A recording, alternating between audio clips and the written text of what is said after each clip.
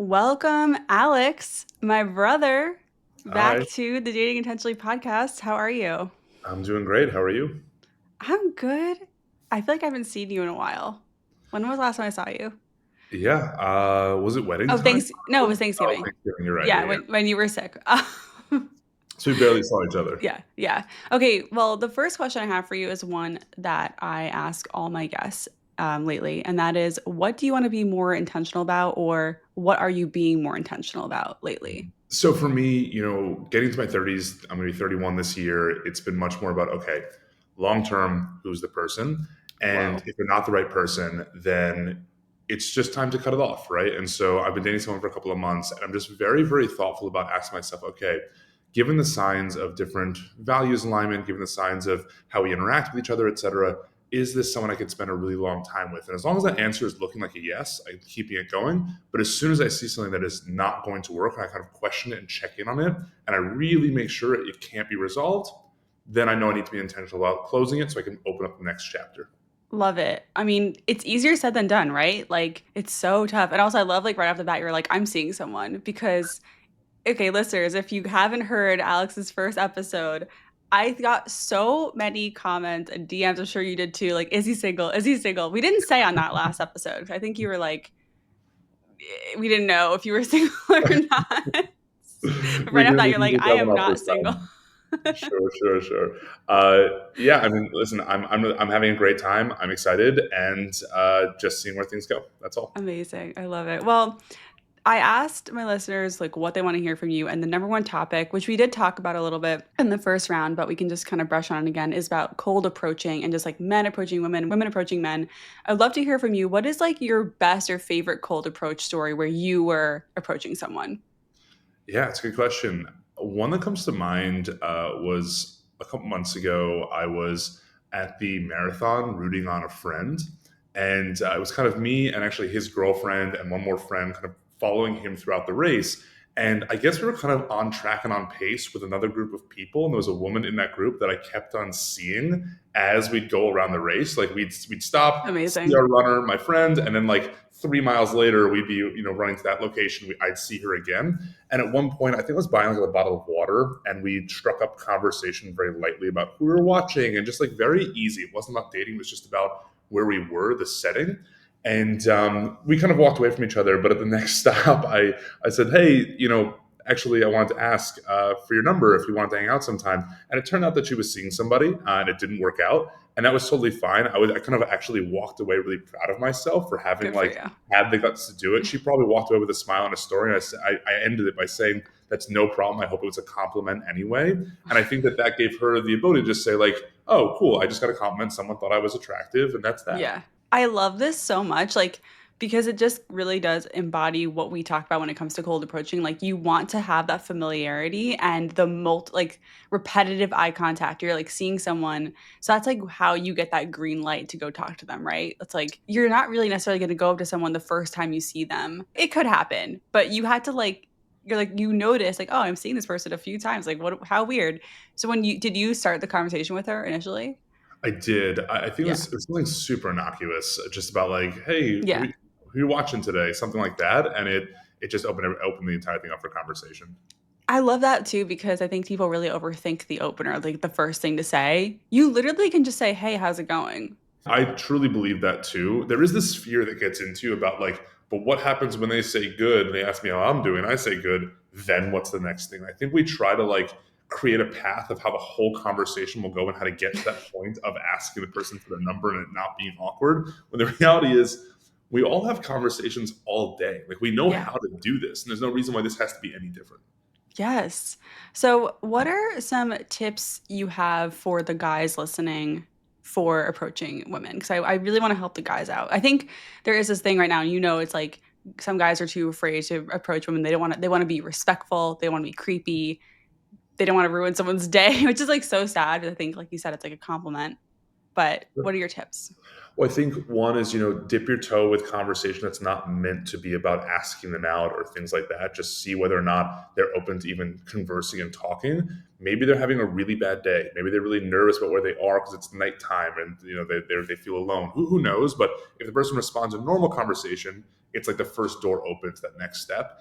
And I think the second half to me is removing as much pressure from them when you ask the questions, so you feel like you have given them the space to gracefully say yes or gracefully say no. So instead of saying, "Do you want to go out sometime?" Period, stare at them and wait for them to say, "Oh, sorry, I have a boyfriend," or "Here's a fake number," or "Yes." Those are kind of your outcomes.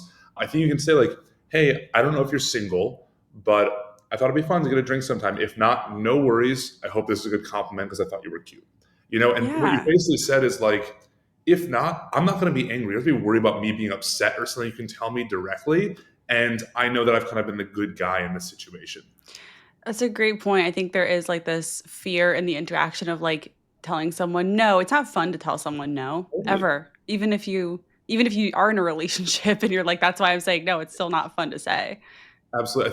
I think the way I think of it is like give them an off ramp. Give them an Yeah. option that like you almost present the way they can say no if they wanted to. I don't know if you're single, and then they kind of give them an off ramp. Just respond back, "I'm actually not single." And it won't feel out of place or forced or feel anything. It's just like, here's the way that you can make this graceful and not be worried about it. And here's the upside that I'm kind of offering. And you don't think that comes off as like not confident? No, I mean, again, everyone has different assets when they're going to speak with someone, right? And so I can only speak for myself. I'm a 6'3" guy, and I think I walk and speak with confidence in just the way that I communicate. So me saying those things doesn't come off as, kind of like a I'm sorry, I'm stuttering. I asking don't you out. know, Yeah. I don't know. I come up and say, "Hey, I don't know if you're single, but," and I think that like that energy and the way that I present it is the confidence. The words kind of almost matter less, right? If I was like Mm, shuffling my hands and walking over and kind of not you're like looking at hunched them and like, over and like, yeah, yeah. stuttering, and like, yeah, it comes off as non-confident. But I'm kind of like, hey, regardless of how this goes, I'm gonna be okay. That's the confidence. The words Yeah. almost aren't what portrays. Right. Yeah, it's almost like you have to walk into that interaction knowing that you are worth going out with also. Like, Exactly. Yeah, yeah, I yeah, value yeah, myself and I value my yeah, time, and I'm offering my time. And if you're not up for it, no problem. My time is still valuable to me, and I'll be okay. right. So, what about for the ladies? I think this came up so much. Like most of my listeners are women. Is it creepy if a woman approaches a man in real life, or is it amazing? Oh, oh my god, it's so cool. I like it makes me it happens, so rarely for men in general. I guess I can speak for myself and my friends. It's like that when it happens, we tell our friends. Even if it's a yes or a no, it's like we're like, "Dude, you won't believe what happened today." Someone walked up to me and was like, "Hey, I think you're cute." And oh my god, I mean, I think that societally we very often tell women like the way they look, and whether that's a good or a bad thing, all those things aside, I think there's not as much of a pattern of telling men how they look and how they, kind of are Like portrayed to the complimenting world men? physically. Exactly. Yeah. So I think that men really take it very earnestly and really appreciate it. So from a compliment perspective, totally there. I think guys might be a little more awkward because they have many less reps in it. Like I don't have 100 times where I've done this and I know exactly how to like ease my way out of it and be super smooth. If it's a no, if it's a yes, obviously Mm. relatively Oh, easy. I see what you're But saying. Well, I don't think women do either necessarily, to be honest. I mean, yeah, I don't think like there are very few women who are just getting approached like 100 times a year. Yeah, in person. I mean, obviously online is different, but like, yeah, no. I think yeah, everyone. I think also there to your point, it's like we need to give people grace. If it's like a little awkward, it's not a big deal. yeah, It's totally. okay. You can handle it. I can like remember each time someone walked up to me and it was never a negative feeling. Like Can genuinely, that is the feeling. It's like, oh my God, those are like events in my life where my confidence just like went way up. can you share one of your favorite ones? So I was at this event. It was actually a friend of mine who was on stage hosting kind of this like comedy event, and I was in the crowd. And afterwards, my friend on stage, had called me out as someone who, was someone who'd come back several times, and so people looked over at me and knew I was kind of someone who knew the Did they know host. you were single? Like oh, there's a single redheaded No, guy over there. they're not all single. Okay. But a woman walked up to me afterwards and said, "Hey, I saw you when she called you out, and I wanted to see if you wanted to go out sometime." Now that I think about it, we actually had a conversation before that. She actually walked up to me Okay. and said, like, what'd you think of the show? How do you know this person? It was actually a whole conversation. It was very casual. Could have been And platonic. she started it? She started it. You're right, okay. And then she said, by the way, if you want to go out sometime, that'd be a lot of fun. Like, let me know if you're single. And she seemed like genuinely interested and excited, but the reality was I wasn't interested in her. And so I just gracefully said, like, I'm actually taken. At the time, frankly, I wasn't. I'll be honest in saying that wasn't the case. But I I mean, tried my sometimes best. that's just like The the white lie. easiest way out and the nicest way Yeah, out, I guess, is just being like, I'm just not available. Also, you could just say, like, I'm not dating right now. You can say that, and that's another way to be totally. like, you're not lying. You're just like, I'm actually just not dating right now. Yes, it Yeah. was still a total compliment, and I felt like a small bit of guilt for not having the same interest, if I'm being totally honest. But I think that she took it in grace, and we chatted for a little bit more, and just said, "Nice to meet you, and have a nice night." And that was that. I love this because again, it's like even if that interaction didn't lead to a date, it's like still good karma. Like she's more likely to do it again because you were kind in the way you said no Totally. and you didn't make her feel like bad. You didn't laugh at her. Like I think there's this fear of like, what if they laugh at me? Like, what if they No put one's me ever down? laughed at me. I think about the times that whether you're a man, you're a woman, etc. I think it's very rare you meet an evil person randomly. Yeah. You And then know, also you dodge a bullet. Like if they laugh at you, like why would you even want to date that person? Like who's that a immediate man no. to? Yeah. I love it. Well, I also like how what you're describing translates to online dating too. It's like you have the initial conversation, you see if there's any kind of vibe, and then you ask. It's not just like you walk up to someone and be like, let's go on a date. Like, what's your number? You still have to have that baseline of like, let's just test out the interaction first. Exactly. And I think that, everything stands from the who's approaching.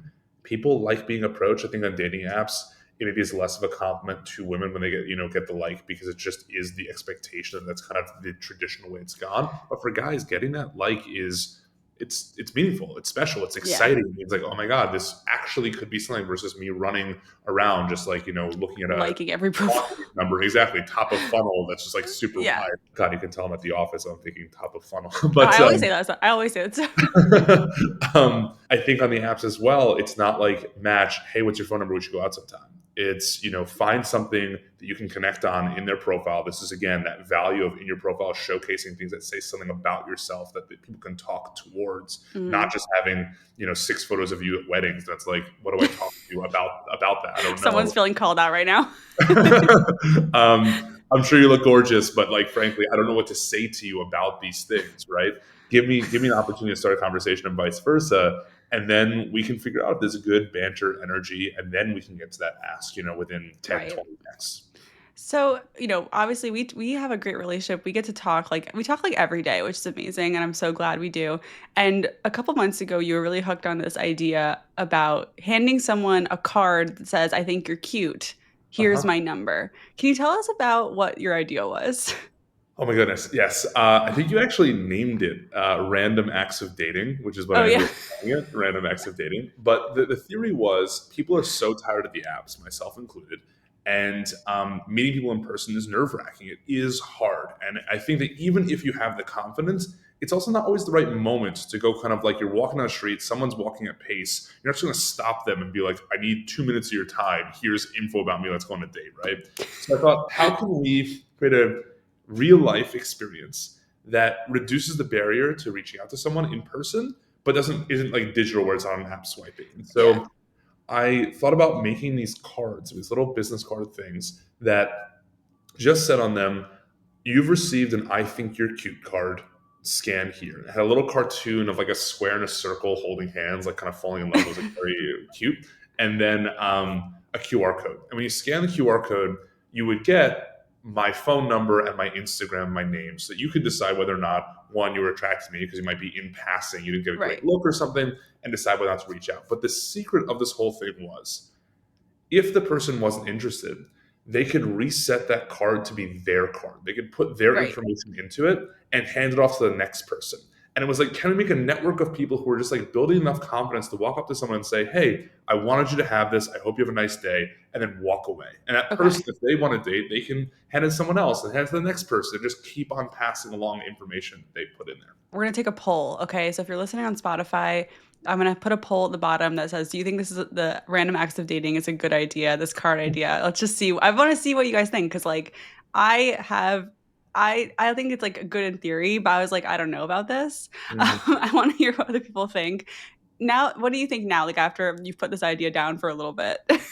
I still think it's wonderful, frankly. I think a couple of things have come to mind. One is you need to make sure people really can't get their hands on too many cards. You want to make them scarce, right? It shouldn't be Right. people throwing cards in the air, being like, "You give me a call, you give me a call, you give me." It's like they should be a really really coveted thing that when you receive, it's both a compliment and a rare occurrence, right? And that person really wanted you to have it because they thought you were cute, like that you were interacting with the world. That's the moment. And I think that it even works if you hand off to someone who's not single because they might see the card and be like, you know what, my friend could use this. Hand it off to Right. And them, then give it and they can someone else. reset the cycle and they could start handing it to someone. It's meant to kind of be a social experiment that I think really could work if people felt this specialness of that moment. You have so many ideas. This is my honest opinion, and I've told you this. I think it won't work because I think anyone where you're getting a card with something, they automatically think you are selling something or they're being solicited for something that, and they're like, it's like opening a spam email. It's like, no, delete. Like that's what why I think this wouldn't be the best. But you know what? Again, I want to hear what you guys think. If you're listening on Spotify, I'll put the poll there. I have one last comment, which is it's Yeah. not like some guy wearing like a wacky, waving, inflatable tube man suit with like an arrow sign is like handing out these cards to people. It's someone hypothetically in your age range who hopefully you find even marginally attractive in that moment, who says something nice, not like standing on a subway just being like, "Who wants a dating card? Anyone want a dating card?" You know, not that Yeah. energy. And you're in New York, you know, like people on the corners like handing out stuff all the time. And you're just like, no, no, no. But yeah, this Right. isn't like that, is what you're saying. Yes, that's Yeah, the hope. yeah, yeah. If Okay. you want to try it, it is available. Randomactsofdating.com. You can get your own Oh, cards to print out. It's working. It's up. we're plugging I've it. had people give cards out to each other. People have met over this I thing. didn't know this was live. Uh Amazing. Okay, I love it. Well, I'll put it in the show notes. We'll see what happens. Maybe we can huh. start this off. All right. I want to switch over and talk a little bit about advice for guys. I know I have a lot of male listeners, and I try to keep this podcast as neutral as I can, but like I can't ignore the fact that over 60% of listeners are women. But I wanted to bring you back to like just talk more about what men can do because you've had a lot of success in dating as a guy. What do you think is the advice that men need to hear but don't want to hear when it comes to finding a relationship? Yeah. First of all, I want to qualify success in dating for a second. I think Yeah. that some people might see that as like Alex has had a lot of dates, which I actually would not consider to be success in dating. Quantity is not it's not a signal of success. I think that success in dating is I can look back at people I've spent time with and decided to intentionally spend time with who I had great chapters in my life with over the years, whether it be for 2 or 3 months or a couple of years. I think that's success in dating is building real Mm, connection and making intelligent decisions about whether or not you want to have that be the forever person. So even though I'm beautiful. still, I'm not engaged, I'm not married, etc., I would think the things I've done in my past have been really, really, I've loved doing them.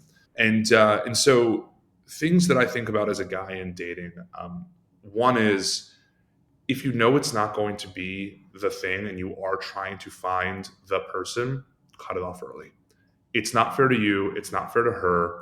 I once got amazing advice from someone that said, you're never further from being in the right relationship than when you're with the wrong person. And Mm, I think that, we feel like we're close when we're in something with someone. We're like, oh, just tweak these one or two things. We're right there. But sometimes those things are untweakable. We're basically solving an unsolvable puzzle, unsolvable problem. We're wasting time of theirs and of our own. And so I think that from my perspective, one of the most important things you can do is just say, here's what I want. Even though this is fun, it is good, it is bringing me, happiness on a day-to-day basis. If it's not the thing forever, you have to be ready to cut it to make space for the thing that is the right thing.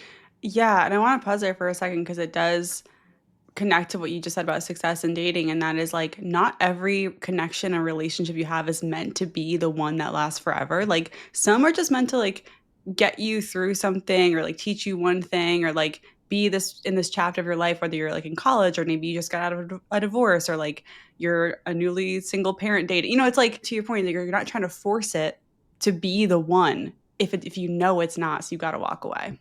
Yeah, and I think this takes a lot of forms. When I think about situationships, I think Hmm. that I see on your posts with women that are saying like, "How come he's down to go on dates, he's down to hook up, but he won't commit or something. I think this is a sign from the guy's side where the guy's saying, hey, this is good. I find her interesting enough. I find her cute. I think our interactions are fun.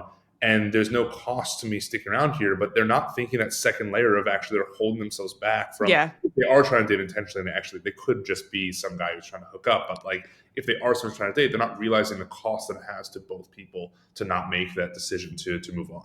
Yeah, I think you're right. And I'm so happy to hear you individually say this, 'cause I know you have struggled with letting people down in the past. You don't like to be the bad guy. You don't like to like break people's hearts. You're so like kind and just sweet. Like you don't want to. So I'm really proud that you're saying that, because when you are walking away, it does mean having kind of to hurt someone, unfortunately, in the short term.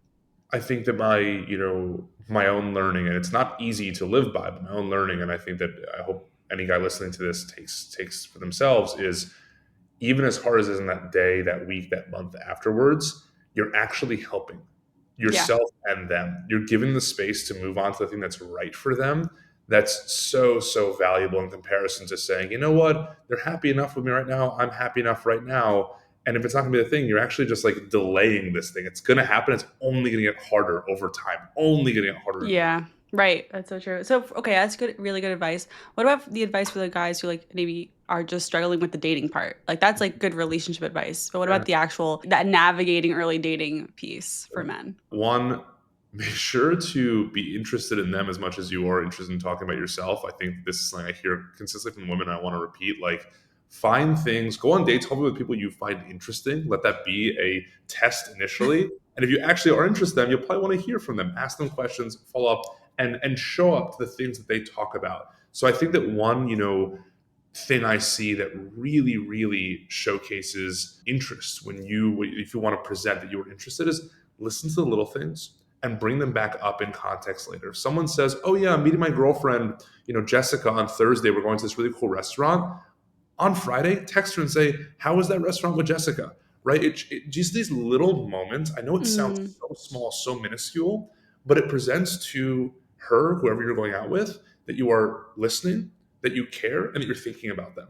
Like those are yeah. actually the things that expand out of that one little text of "How was dinner with Jessica?" turns into those three elements that really land. And when you repeat that and show a pattern of being someone who shows up, who is caring and listening and thinking about them, that's, I think, what any partner wants to have. And it's so small. And I think a lot of guys miss that. Yeah, great advice, guys, for listening. I mean, yeah, what I'm hearing is like picking up on these little things, following up shows it's like a small thing that makes a big impact.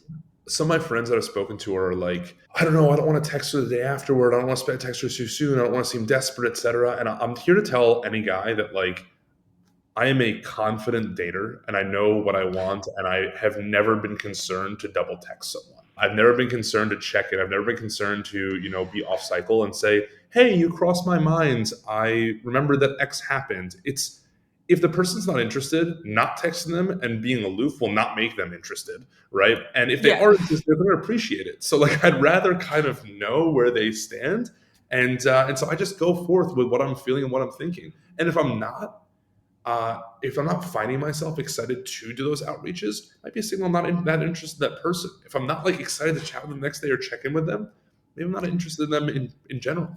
Yeah, I think something you're really touching on is like, and your first piece of advice on this is also paying attention to how you feel. I think guys sometimes miss that. It's like, are you excited to talk to her? That's really a It, basic but very important question. it's so funny. I think you really appreciate this story, Talia. With the person that I'm currently dating, early on, it was around the holidays, the Thanksgiving holidays, when we started seeing each other, and we were both traveling for different reasons, and we weren't going to see each other for a bit. And I'm on my way to the airport. We've had 2 dates at this point, and we've texted a bit, but it hasn't been super heavy. But I thought to myself, I want to say hello to her, and like, it's going to be a bit until we see each other. So I gave her a call while I was in the car on the way to on the airport. Her first reaction, she told me this, weeks later, was, "He's ending things with me." And why was that her reaction? Because no guy calls her ever that early on unless it's with bad news. And my thought was, and she did Whoa. this within 5 minutes of the conversation, she was like, "Oh, he just wanted to talk to me." And that was super nice. We ended up staying on the phone for like 30, 45 minutes, having a good conversation. There was no pressure. We didn't have to do it every day, but it was like, I was thinking of you. I thought I'd give you a call. And it showcases that like that doesn't happen enough because her goal Yes. was like, oh my god, this must be awful. An emergency's happening, a breakup or someone died. Like that's it. Yes, guys, pick up the phone. Call that girl. Johnny called me after our first date, and I was like, I remember I was rock climbing with my friends, and I was driving home, and I'm like, I obviously was free to talk, and I was like, this is so weird, but I like picked up, I was like, and he just wanted to chat. I was like, this is so cute. Like, I was like, why are you calling me? That's amazing. Okay, so this is a question I got from a guy I think you would relate to, so I feel like we've kind of talked about this offline before. He writes, I'm in my mid 30s. I date people I like, but not enough to commit. How do I find what I need without settling? I think now with so much choice on dating apps, and especially for myself living in New York City and seeing my friends and peers go through this, it's like there's always something better around the corner. And this proverb sticks out actually from my therapist. She shared it with me. She's like, you know, I walked around the cherry tree looking for the perfect blossom, and I waited so long, and by the time I could finally choose one, they'd all died. The tree had gone to sleep for winter, and I think that's like very, very real, which is like we can sit there trying to find what we think is perfect. And we have this idea of perfect in our heads. And the reality is that no one will ever live up to that expectation. I'm even guilty of this sometimes. Truly, I won't say that I'm above this, or this is feeling like, oh, if only she could do X, like that would make her the Hmm. best. That's what I hope for. I imagined since I was a kid. Who knows? But the reality is, I think, Talia, you speak really well to this often, which is what are your non negotiables? If they meet those and hopefully exceed them, right? It's not just like, Hmm. oh yeah, I guess I could, but it's like, wow, she actually is this way. Then you found someone or your non-negotiables aren't actually your non-negotiables. You're not being honest with yourself, right? Like Damn, if someone true. is hitting all the things that you feel you need to feel loved and supported and excited and partnership, all those things, and you're like, I don't know, they might not be the right person for me. Then something about your list is off because obviously Mm, and you have to be honest with yourself and saying, you know what? Maybe I am interested in someone who has a better career and is ambitious. Maybe you're embarrassed to ask that of yourself, but you realize it's important. Be honest about what you need, because until you're honest about what you need, you'll constantly be moving the goalpost in a very, very undirected way.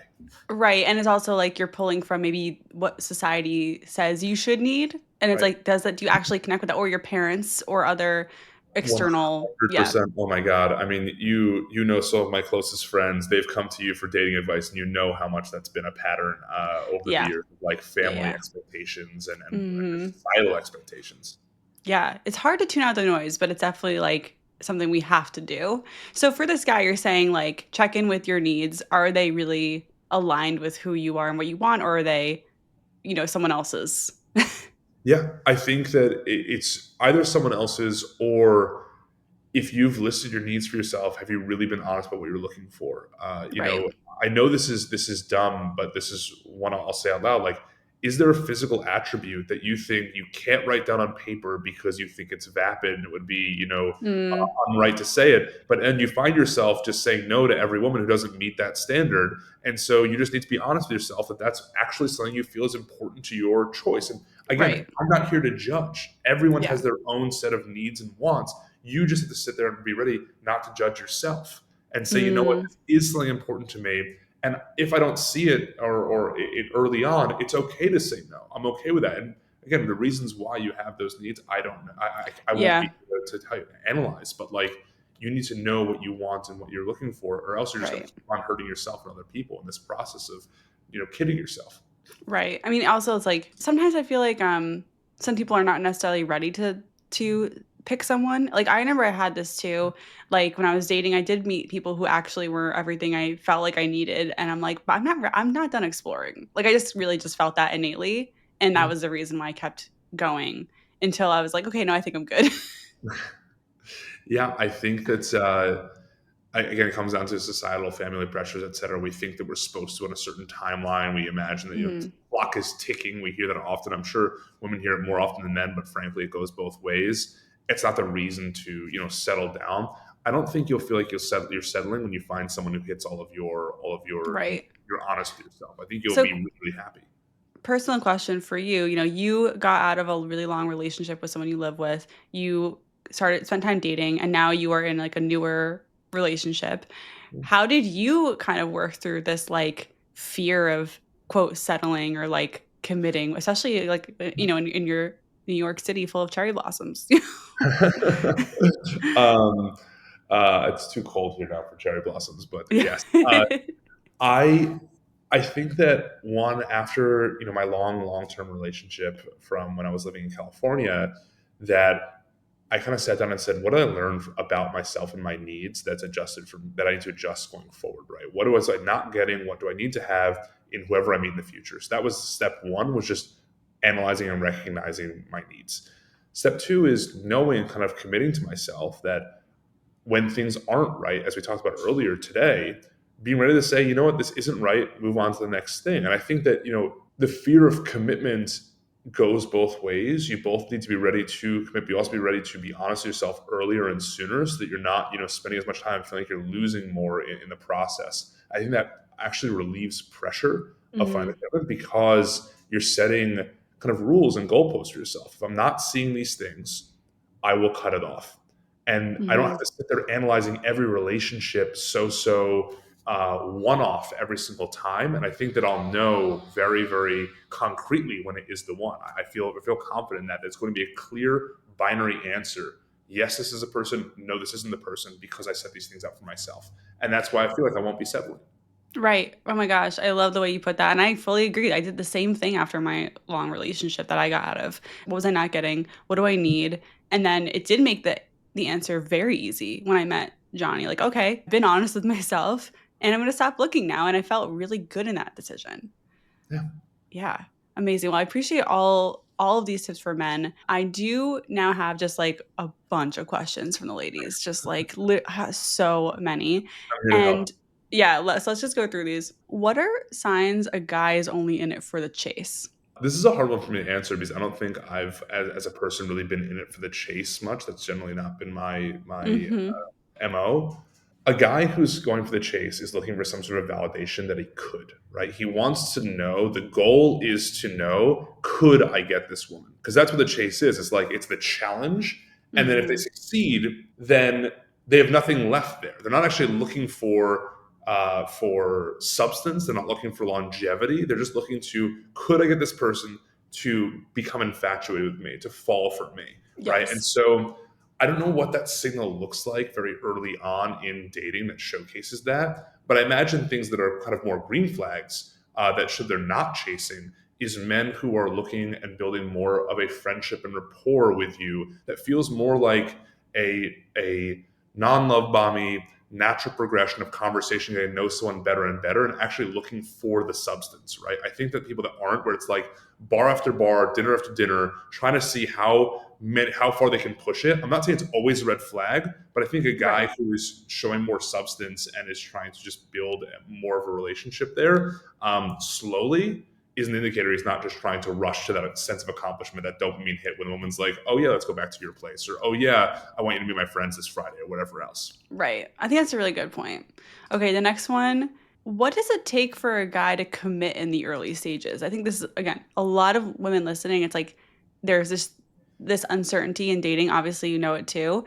And it's like we just want the commitment as soon as possible so the uncertainty goes away. I don't agree with that, but what do you think it takes for a man to like be like, "Okay, you're my girlfriend." Sure. Well, first of all, I think that everyone's different. And I Right. think that we need to actually speak more directly to the women than we do need to kind of ask of the men, which is, you're looking to not have that uncertainty. You're looking to feel more comfortable and confident that you're working towards something that you're actually excited about, and that it's not one sided, right? I think this comes down to just really open communication about where you are as time goes on, right? I have a close friend, my closest friend, actually said, I want to ask this woman I'm dating to be my girlfriend. I want to ask her. And we had a whole conversation about like how to say it and all these things. And I kept on saying to him, like, there's no way you have to say this. It's not like getting on one knee and whatever. It's really just admitting where you are and asking where they are, right? And if you Yep. give your position first, it's a really easy way for that person to say, I am there or I'm not there, right? It gives them the Mhm. opportunity to kind of go. But I think that saying to someone, what are we? Just, hey, I want to talk to you something about something. What are we? It's It like, puts all the pressure on the opposing person, men or women, doesn't matter. Whoever yeah. asks that question, you're setting an unfair expectation of an answer. So my advice to women here is, as you go along, let's talk about the steps of building comfort and reducing uncertainty. I think step one is by date two or three, just saying, hey, I just want to stop and say I'm having a really nice time and I'm excited to go on more dates with you. Period. End Simple. of thing. And all you get then, hopefully in return, is the commitment from them to future dates. So you don't have to sit there Right. wondering, oh my God, will there be a fourth date? Will there be a fifth? Just say, this was super fun. I'm looking into more and see if they respond back. In a couple more dates, maybe you guys have gotten intimate, physical, etc. You can say, hey, I'm really enjoying this time that we're having and exploring more of these things, both emotionally, physically, intelligently.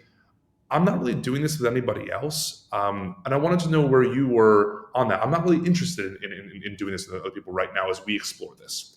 It's not a huge bit of pressure on someone. And hopefully they respond back and say, me too. And that's your exclusivity talk. It's not, are we exclusive? Can we be exclusive? Right. It's, Like, here's what I'm delete the apps right now. Let me watch you. right. Like, that's not the way to do Here's what I'm doing, it. and let them meet you where they are. And then finally, for me, and I had this conversation just a couple weeks ago. It's, hey, from where we are, I kind of see this as a real relationship. Like this is something that I'm excited to continue to explore. I'm taking this very seriously because I can Mhm. see it going further and further. Where are you at? She was able to respond back and say, I'm really glad to hear that because I feel the same way. I think breaking that conversation by starting with your position is the answer to breaking uncertainty. Instead of playing these games, when's he going to ask me? When is he going to Right. this? When is he going to that? Yeah, I agree with you. So on that, another question that came up a bunch is how do you feel about women initiating these conversations and bringing the yeah, just starting them? Fantastic. Again, it's all about tone, right? So if a woman came to me and was like, I'm not dating other people. Are you dating other people? I hope you're not dating other people. Like Mm, that's like, oh my God, whoa, really? whoa, Yes. whoa, like Yeah. hold back. Like that's a ton, right? So Yeah. tone is really what sets it up. If a woman comes to me and says, hey, I just want to ask, I just want to talk about where I'm at right now. I'm feeling really good. I'm feeling really excited, and I'm just grateful for your time, that you're spending with me. I'd feel so loved. I'm not saying it's not an I love you conversation. It's like I would feel Right. loved in the sense of feeling supported and comfort in that relationship and whatever it is. And I feel like I could reciprocate that. And I wouldn't be like, oh my God, this woman's crazy. Why is she being so upfront? I'd be like, oh, that's really nice. The same way that being asked out by someone on the street is a compliment. I think there's just this experience that a lot of women have had, which is just that they're worried about scaring the guy off if the guy is not bringing it up first. They're worried about, yeah, just it being too much too soon, even if it's really not, they're not asking for much and it's not too soon. Like, So yeah. I think that I'll say one thing for the girls and one thing for the guys. To the women, if he runs away scared, it probably wasn't going to work out anyway, right? He wasn't that excited, interested, etc. Someone who is excited or interested is going to be so happy to hear that. To the guys, if someone comes to you with excitement and interest in that next phase and kind of talking through these things, don't just run away. Don't be an idiot. Sit there and ask yourself, like, she's opening up right now about how she's feeling. That's a good thing. That's a healthy thing. As long as she's doing it in a way that is, true to herself and reasonable to you. Ask yourself, do I feel the same way? And if you do, don't think about the games. Don't think about well, she came first. Is she too needy? Just think about how you feel. Do you feel happy to hear those words or unhappy to hear those words? Make your decision based on that. Yes, that's such good advice. I love the way you simplify it because I think we get ahead of ourselves. Like, well, if we're doing this now, like, oh, well, what about like the holidays are coming up or like, oh, my birthday or like, it's just like, oh my God, like, relax. So, another question I have, this is my question I put on this list because I'm just curious. Do you know what cab light theory is? Cowboy theory? Cab light theory. Cab light theory. No, I don't. I So think it's this cowboy theory okay, could be a thing too, though. cowboy theory, yeah. Cab light theory is this thing from Sex and the City. It's like this really famous scene where, all the girls are in a bathroom and like, they're talking about men who commit. And then one woman's like, well, his cab light wasn't on. And it basically is this idea that all of a sudden men hit a certain point in their life or a certain age, and all of a sudden they're ready for marriage. And the first person who gets in the cab is the one they marry. Like, so how do you feel about cab light theory? I think that cab light theory is correct for some portion of men, and I don't think that those are the men that your followers are looking for. I think that a man who's just like, well, I hit that age as soon as she meets these very, very whatever requirements on looks, wanted to be a mother, and willingness to bend to my will or the way that I shape my life, I'll take her. Who wants that relationship? I mean, I guess some people do, but like that's not what I think that your Well, I listeners guess and like yeah, it's like assuming they're good enough, right? As that's yeah, exactly. yeah, I think that the majority of people are always ready to be in a long-term relationship, to be with the Oh, one. interesting. And when they meet them, they'll just want to stick around. They want to be there. I It's a think that very like optimistic point of view. I know it's optimistic. I know it is, but like I don't know. I really feel like when people show up and they are actually mature enough to ask themselves the honest questions about like, am I enjoying my time here? Forget the societal, forget the familial, forget all the pressures outside. Am I happy right now with this person? I think they'd always be with that person. I think not everyone is ready to say no to all those side things, but I think there is a perspective that says when you meet someone you're really excited about, you will just stick around. You will be there because you care about them. Hmm. And I do think there's a lot of external things that end up making that really hard to stick through. But I don't think cat light theory is really a thing for the good ones. I have a different take. I think cab light theory is partially true for men. I think the part where there are a lot of men that I've met and talked to where it's like they were in the building phase of their life with the career and like getting other things set up. And then they're like, okay, now I have all these things. I'm now ready to find someone to marry. Like I am now orienting myself around a long-term Mhm. relationship building. I don't agree with the part where the first person they meet is the person. I still think that people do have a search. They have their needs. They have the things they're looking for, and they're like, Let's yeah, walk this backwards for a second. Just like this is a okay, total hypothetical. okay, I'm But ready. you've got a 21-year-old guy who's going to work, in some career he's really excited to be into, right? Like he's really passionate about this thing. And he's had a childhood crush on some celebrity actress for, since he was 12 years old. And she's age appropriate for him. So they kind of Okay. grew up the same age. And one day she crosses the street, she walks up to him and says, I thought you were really cute. I'd love to take you out for a drink sometime. And he gets a chance to go out with her, and she shows up in every way he's looking for. She makes him laugh, she makes him feel supported, she's cool, all these things. You're telling me that guy would not sit down and be like, you know what? I should let this ride and let it go. Like I think that any person would if they have the excitement. But now if you wheel that back, right? I know that that's not a Mm. realistic situation, No, but I know. real I hear what you're saying though. It's like if the ideal person walks into your life from a young age when you're still in your building phase. Yeah, I agree. I mean, I don't think it works for everyone. I'm also like speaking from personal experience. Like with Johnny, he said that he wasn't ready to date for marriage until he was done with his PhD. But it's also like he was in grad school, so he also didn't have a ton of time to date. When you're like, I also think there's a maturity question here. It's not right, necessarily the guy turning on his cab light, but it's actually the guy having even the like wheels our on the car. You your know what I mean? frontal Like, lobe develops. Yeah. I mean, in that same analogy, it's like he might not even have wheels or a working transmission yet. You know what I mean? This might even be a car you want to get into, a cab you want to get into. I think there's two different things. One is them signaling their availability, and I think that my perspective is that almost any man is actually available for the right person. But I do agree that, whether it's because you're studying for a PhD or you're just 22 and you haven't built the emotional, intellectual wherewithal to connect with someone and support them in the way they need to be supported, you just might not have all the parts yet. And Right. that's a different thing, right? Those are two different things. One is Right. interest in being there, and one is readiness to be there from like an actual being a partner perspective. Love that. It's very insightful. And I like the nuance there because, yeah, Cavalier theory leaves no room for nuance, like most things found in Sex and the City. Love the show. But yeah, that's how I feel about it. Okay, other questions here. I don't really know the context for this question, but it is when would you give someone a second chance? So I guess like I read this as like the context of let's just say a girl ghosted you or like they I don't know, drunk dialed you and said something rude. I don't know. I'm trying to think of things that I've heard about recently. Great question. I think that there are some signals that tell me about someone's character that I know are kind of non-negotiables for me that would signal no second chance because it's just not going to work. Someone ghosts me, they don't have the emotional intelligence to think about, the impacts that might have. It's not the ghost and it's actually it. I just a signal that they're not there as a partner in a way that I would spend my life with, right? So it's like there's the clear signal. I know it's dumb, but the same way of like if someone I went on a date with shoves someone down a flight of stairs, I wouldn't give them a second chance. I know that they're not the person that I want Oh to my be with. Like gosh. this signals about who they are, right? That's the thing that I'm Okay. looking for. It's not the action; it's what it signals. On the other hand, if someone comes on a date, and this actually happened in fall of last year, I went with someone, and I remember specifically it was she had a tough day at work, and she kind of like texted me ahead of time. She's like, "Hey, things have gone a little crazy, and I'm excited to see you, but like I'm a little frazzled." And then she was quite shy and a little hard to get out of her shell. And I could see it just wasn't the best day for her. And we had a nice conversation. There were no red flags that said this is misaligned on values, misaligned on, attraction, misaligned, all these things. I was like, yeah, let's have a second date. Like, why not? This is as good as any of a chance to do this.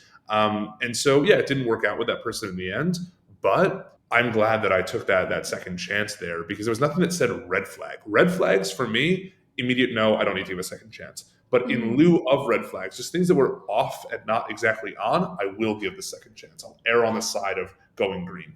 Okay, that's good to know, and I like that breakdown. But back to the ghosting thing. If someone ghosted you and then came back and had like a sincere apology and like a reason, and they also like were trying to plan a date with you. Like they come back with the apology, the backstory, and a date. Yeah. Honestly, I likely wouldn't go out with them again.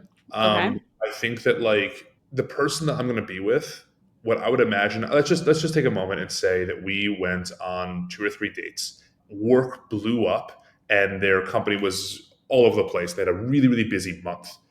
The person I'm going to be with, frankly, would think to send a text and say, "Hey, by the way, things got a little crazy. I might not be in touch for a couple of weeks, but just know that when this is all settled, I'd like to go out with you again." Right? That's the level of emotional intelligence I'm searching for in my partner. Not everyone has the same rules for that. Again, don't set your standards to my standards. Everyone has their own non-negotiables. Mhm. Mhm. Now, if someone says, "Oh my god, I went to Nicaragua and my phone got stolen, and then I was, taken, I was gone for a month in the jungle or something," like, okay, maybe a little bit different, but like that's not what's It's an happening. extreme example. Yeah, I hear what you're saying. I like that you're sticking to your guns. Just like okay, even if someone came back with an apology and a date plan, it's just like you want someone who has the forethought to consider your feelings and your experience and be like, "Hey, I'm going to be really busy the next 2 weeks. Like, let's catch up on the phone," instead of just ghosting. Yeah, I agree. If they, I'm with if you. they wanted to, they could always reach out and say, "I know." I obviously wasn't on their mind for a month because it does not. There's no Right. chance that for a month they couldn't have. If I was important to them, exciting for them, they couldn't have just texted me and said, "Thinking about our next date. Sorry, it's been so long. In a couple weeks, let's touch base." Like Yeah. work is crazy. Okay. All right, fine. All right, what about this question? What would scare you off in early dating? Aside from the extreme, like someone Yeah. saying "I love you" on like the second date, or Mhm. has anything scared you off? I don't think anything scare is not the word I'd use. I just go Mm, back to knowing the things that I need in a relationship, seeing signals that those things aren't going to be met or aren't being met, and that being an obvious indicator that I should head off. I don't think I've ever been on a date and I've been like, "Oh my god, that is the scariest thing I've heard or seen or something." Here's an example, right? We okay. could call this a scare, but I wouldn't call it a scare. I call it misalignment on what we're looking for. Mhm. Right? Went out with someone, go to a wine bar, Upper East Side, and she was a cute, smart woman who, like, on paper had a lot of checklist things, right? We're having a nice, fun conversation, good banter. And at some point I said, like, it's really fun to meet you, like, and I'm glad we met on an app. So I said, like, have you been going on a lot of dates on apps? Like, I'm kind of new to New York. This is when I was a little newer. What are you looking for? And she talked about her family life growing up, her mom being a stay-at-home mom, her dad being successful in finance in New York, having a really good kind of family unit, a nanny at home, and just like comfort was kind of the thing that she had, and she really saw herself living in the same similar kind of structure. Traditional. Yeah. Exactly, traditional. I don't have judgment on that. People can want what they want, but I know that's not what I want. And so in that Mhm. moment, I knew I'm not going to sit here and try and convince this person just because they're cute, just because they're nice to live their life my way. She spent, 25, 30 years growing into that pattern of thinking about her life. I'm not going to spend my energy trying to change that perspective of Or hers yourself. or myself. Yeah, yeah, Exactly. yeah. And so I was just like, okay, noted. We're not going to keep on going out, but continue to have a nice conversation. She was fun. I didn't set any odd expectations. I wasn't sitting there like kissing her at the end of the night and saying, "This is such a pleasure. I should see you later this week." I said, "It was so nice to meet you. Let's get you in a cab, and thanks for coming out." Period. Right. End of story.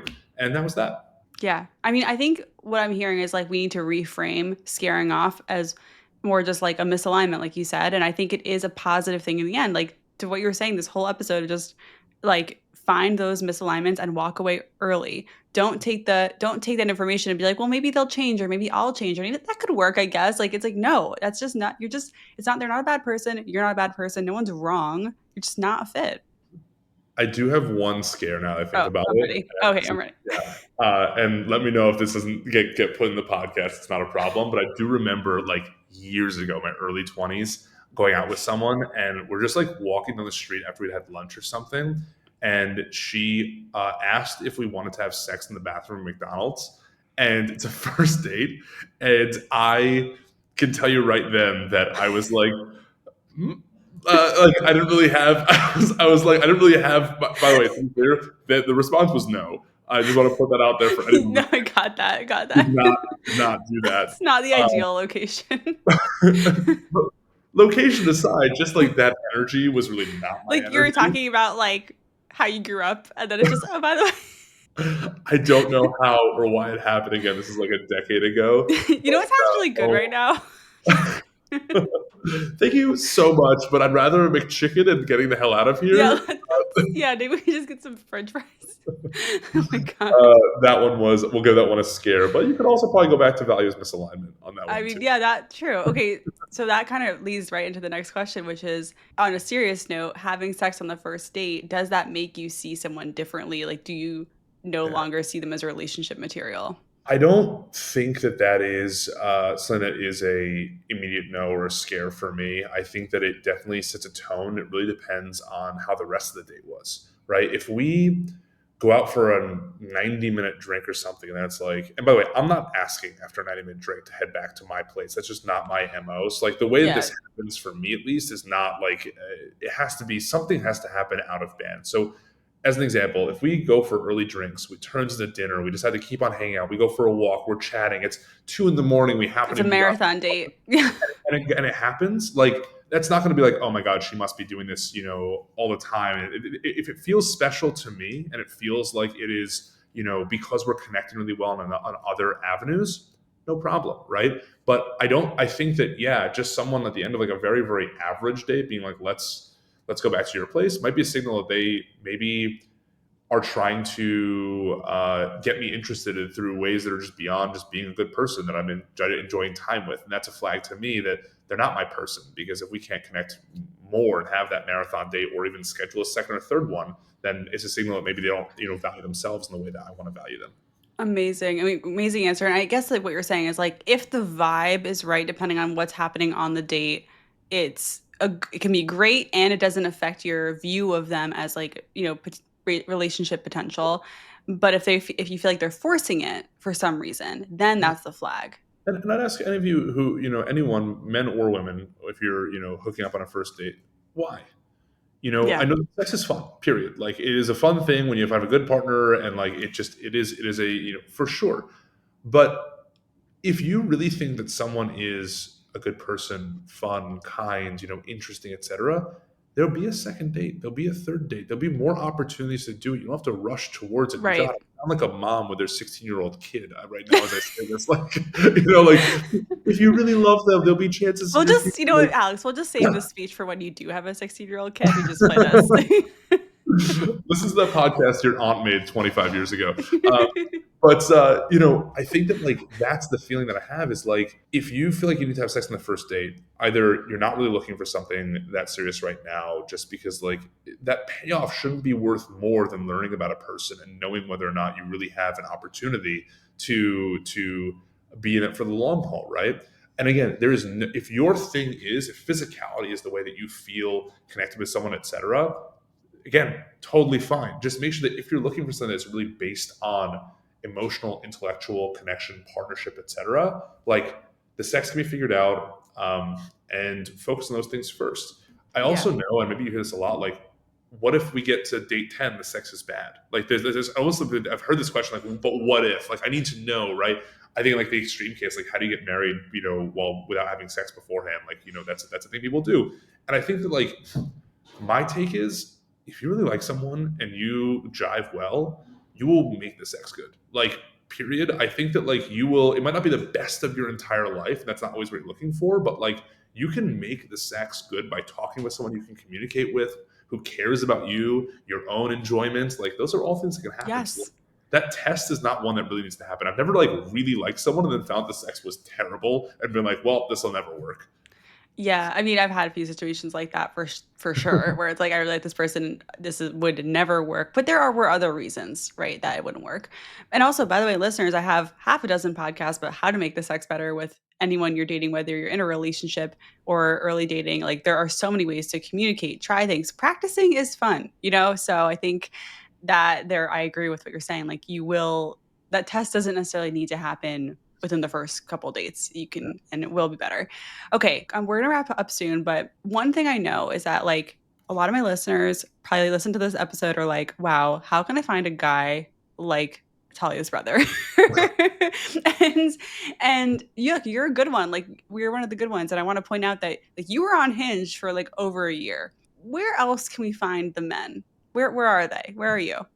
Like, First of all, I happen to be someone who has a sister who runs a dating podcast, and we like think cerebrally and intellectually about this often, just in the way that we communicate and chat about each other's days. Right? It's like this is, I think, abnormal for a man to think this like bird's eye view about dating, and so I don't think that like this level of communication is always the expectation of what you need to find to hit the threshold. So let's just start agree, there. and thank you. Um, I think that first of all, I know the question is where do you look, but I think the even earlier question is how do you interact.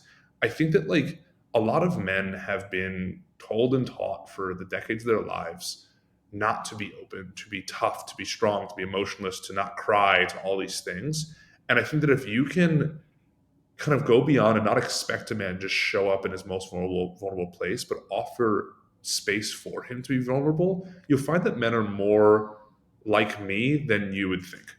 That men are more willing to, I think men are afraid to, if they don't show their alpha strong side, the woman they're dating might not like them. But I think that to a lot of listeners, you're hoping that a guy will show his vulnerable, thoughtful side. And so giving them an opportunity to do that might surprise you, where you show them, I will like you more if you can cry at this children's movie. And not again force them to cry at a children's movie, but like give them the space to be human and all that. Where to find them? I think it's about asking yourself honestly what your non-negotiables are. I'm thinking about the apps at the moment and saying, you know what? I'd rather have someone who is thoughtful and kind and has interesting hobbies and does things that are fun than has six-pack abs and flies to Italy, every weekend on their jet in the photos that they show on Hinge, right? And so like one is, I guess, said succinctly, give the guy a chance who you find, attractive enough but has interesting things to say rather than the guy who has, just can provide things that on paper sound nice, right? That's thing number one. Thing number two, I think I hear a lot about women going out to bar. I mean, in New York, going out to bars, like where are the men at the bars, etc. I don't know anyone really. Maybe I can think of one, but like who's like met their person out of the bar on a Friday night where women are dressed to the nines and men are out quote unquote hunting. Like that's not where relations are built. We're not saying it couldn't happen, but it probably won't. No, hold your own dinner party. Ask people to bring a random stranger. Go to that game night at the board game shop across the road. Go do like human things where conversation can happen. Yelling at a Mhm. bar, so you come here often? What do you do for work? What area of the city do you live in? Like that's just not where like real connections built. I agree. I mean, I thank you for the encouragement of like going to spaces where conversation can happen. I think that's really well put. And yeah, it's like, okay, maybe at a bar it could happen, but more likely it's going to happen where you can hear each other and not have to scream and spend a lot of money. And yeah. Yeah. I think talk to your friends, talk to your coworkers. Don't be afraid of being single. Obviously, don't make it your personality. Like, don't be the person who's just like, I am single. Know that about me. But like, I think that like, I think I said this on the previous podcast. Mhm. We have to remind ourselves that the reason why there are hundreds of thousands, millions of listens in this podcast is because there are millions of people who are single looking for someone, and it feels Yeah. like, where is the person? They're everywhere. And Yeah, they're literally everywhere. everyone who's not in a relationship is practically looking for a relationship. Again, minus some other sects, but like Yeah, they're they're there. I everywhere. think that, yeah, people are just going about it the wrong way. And this is another plug for randomactsofdating.com. Yes, get the cards. Okay, I did crowdsource some questions from Instagram yesterday and that are like a little longer. Are you game to answer one of them? Yeah. All right. What are your takes on asking for feedback following being rejected after a first date? A guy recently did this after I told him we weren't a match using one of your anti-ghost text templates, and it threw me off. Is this a normal thing to request? I'm not a fan of the ask for feedback thing. Okay. Frankly, I think that one, that person doesn't owe you the response, and it puts pressure on them to come up with something that's both kind and honest. It's a tough thing to do. I've been asked it several times, and I never feel good giving the answer because I can't always be honest, right? Sometimes it is about something that's maybe unchangeable for them that just isn't a fit for me. In those cases, I try and make whatever it is about just not what I'm looking for, not something that's wrong It's with about them. you. Yeah. Yeah, it's about me and what I need. But I'm I think that you kind of don't owe a response. And to anyone else who feels the need to ask for feedback, I think that you can talk to your friends about, what you might have missed or anything like that. Look back at the text. You can kind of, it's okay to go back and ask yourself, how can I be better? How can I be whatever? But it might not be you, right? Just remember, like, you might not be doing anything wrong. It could just be a mismatch, right? A lot of things have Yeah. to go right for those three things to fit: you, the other person, and the relationship between the two of you. So I disagree with you in that I think it's actually okay to ask for feedback if you are repeatedly not getting past the first date. Like if you've had like five first dates and every single one ends with them ghosting or saying no to another date, I think then it might be worth reaching out and being like, hey, like I'm trying to get better at dating. I would really appreciate your feedback. I had therapy Jeff on and he did this. He talked about this, like where he's like, no pressure, you don't have to answer, but like, and he said he got some really good feedback. Whenever guys would ask me, I would be, again, like we were saying, honest and kind as I could be, and making it more about what I was looking for, which I think is your advice. But you're like, you don't, so you never did this. You never asked for feedback. I didn't Not, either. yeah, I can't think of a time that I have. I've asked friends, what do you think I did wrong? Like, I've had times where I have a good texting conversation and then it just falls off and it doesn't come to fruition or something. I was like, did I say something wrong? Did I miss something? Too flirty, not flirty enough? Who knows? But I mean, tell you, I've texted you and been like, what's up? Yeah. Like, why did this happen? Right.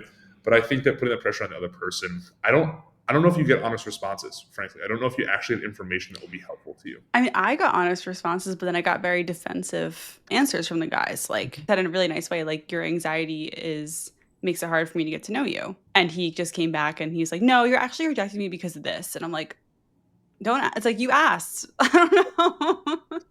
Yeah. Yeah. Anyway, if you're listening to this, I think it's worth trying and testing out to see what happens. You might just get a blanket like no spark.